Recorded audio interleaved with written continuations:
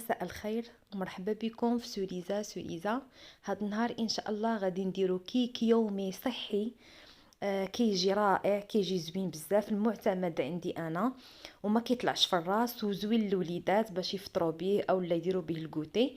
المهم غادي نشوفوا المقادير وطريقه التحضير في نفس الوقت. غادي نحتاجوا 4 ديال البيضات الحجم كبير، وغادي نضيفوا شويه ديال الملحه او لا قرصه ديال الملحه، وغادي نضيف كاس ديال سكر سنيده، دائما العبار بكاس العنبه.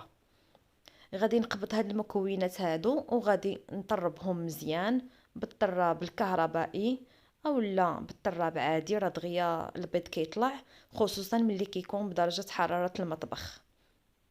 كما كتشاهدوا غادي نطرب مزيان هاد البيض هذا حتى كيتضاعف شويه الحجم ديالو، ما كنخليش حتى كيبيض، غير شويه كنطربوه.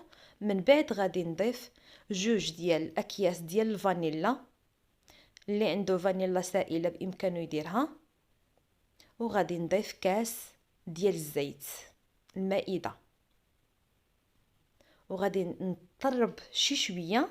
ومع التطريب غادي نبقاو نضيفو خيزو اللي حكيناه، كاس ديال خيزو كتحكوه في الحكاكه الغليظه او لا الرقيقه على حسب الذوق ديالكم. الغليظه كيجي حسن، كيجي باين في الكيك.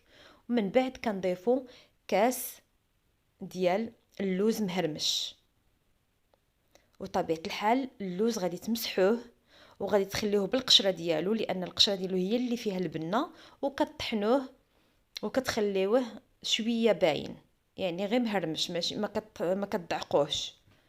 من بعد كنضيفوه على الخليط وكنطربوا كلشي. ومن الاحسن طولوا التطراب مزيان باش حتى داك اللوز كيعطي البنه ديالو، وداك خيزو حتى هو كيطلق واحد اللون اصفر كيعطي الكيك واحد الجماليه. المهم من بعد ملي كنطربوا مزيان الخليط كيندمج، كنضيفوا 2 خمارات حمر. من بعد غادي نضيفوا الدقيق بالتدريج، بالنسبه للدقيق حسب الخليط، ومن الاحسن ما ديروهاش يعني ثقيله، ديروها خفيفه شويه. دابا غادي نطرب كلشي بهذه الطريقه هذه. يعني الكيك راه سهل وكيجي غزال بالنسبه للوليدات وصحي. كما كتشاهدوا من بعد ما كنخلط مزيان كنحيد داك الجوانب اللي عندي اللي بقاو ديال الدقيق، ومن بعد كنولي نكمل التخلاط.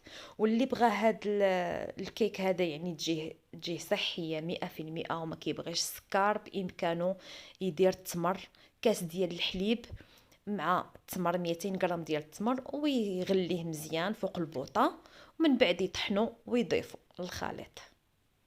يعني هذه في حاله ما الناس اللي ما كيبغيوش السكر. صافي كنقبط المول ديالي، كنكون دهنته من قبل بالزبده وشويه ديال الدقيق باش ما كيلصق لياش، وكنضيف هاد الخليط ديالي في المول. من بعد كنقبط فاني على حسب الرغبه ديالكم، الا بغيتو هذيك اضافه وصافي. انا كتعجبني نديرها، كتخلي الريحه زوينه ديال الفانيلا. كنضيفها في الوجه ديال الكيك بهذه الطريقه هذه.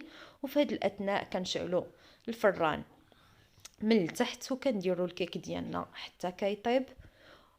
من بعد كنشعلوا عليه من الفوق باش كيتحمر شي شويه، وانتم غادي تشوفوا النتيجه كي كتجي رائعه، والكيك كيجي زوين كما كتشاهدوا معايا. ها هو الكيك من بعد ما طاب كنخرجوه من الفرن، راه باقي سخون ولكن غادي نقلبو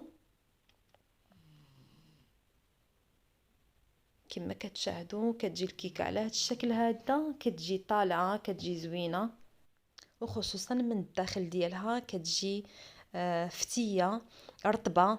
داك خيزو كيعطيها واحد الطراوه بالنسبه حتى ملي كتبقى ما كتقصاحش، ماشي بحال الكيك العادي دغيا كيقصاح. داك الخيزو كيعطيها واحد الليونه وكتجي زوينه. مهم بالنسبه للزينه بامكانكم تزينوها باش ما بغيتو، ولا تخليوها عادي. انا زينتها بالسكر كلاصي. مهم كما قلت لكم الزينه باش ما بغيتو نتوما زينوها. وكيكون هذا هو الشكل النهائي في طبق التقديم. انا غادي نقطع معكم طريف باش تشوفوها كي كتجي من الداخل. كما كتلاحظوا راها كتجي فتيه كتجي غزاله. انا معتمده عندي ككيك يومي، راها زوينه صحيه احسن من الكيك العادي كما كتشاهدوا معايا.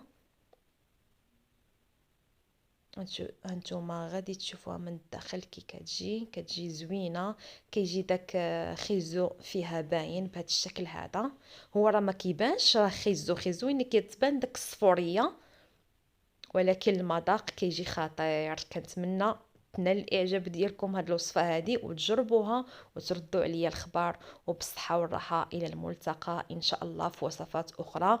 ومازال ان شاء الله غادي ندير معكم كيكات اخرين، وكنتمنى حتى هما ينالوا الاعجاب ديالكم. والى الملتقى ان شاء الله.